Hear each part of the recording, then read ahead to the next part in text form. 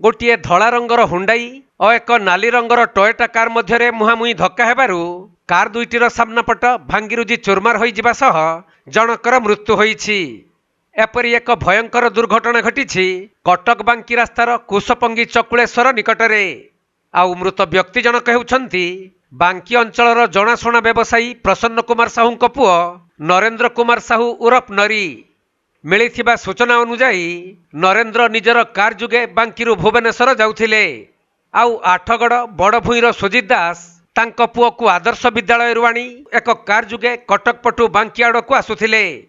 तेबे बांकी कटक रास्तार कुशपंगी चकुलेश्वर निकटरे दुईटी कार मध्य मुहांमुही धक्का होइथिला।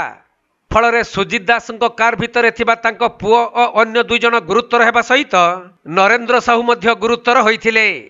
तेणु सेमानंकु कटक एससीबी और अश्विनी मेडिकल को निया जाइथिबा बेले डाक्तर नरेंद्र साहू को मृत घोषणा करथिले।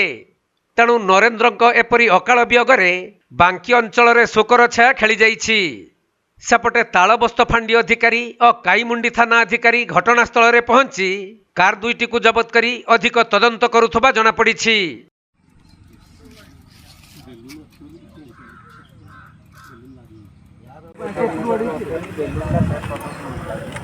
कोटार बेलून अछि एटार आजे बेलून गाड़ी वाला से होती से गाड़ी वाला से गाड़ी वाला रो कम है जे चलौतला तार बेसी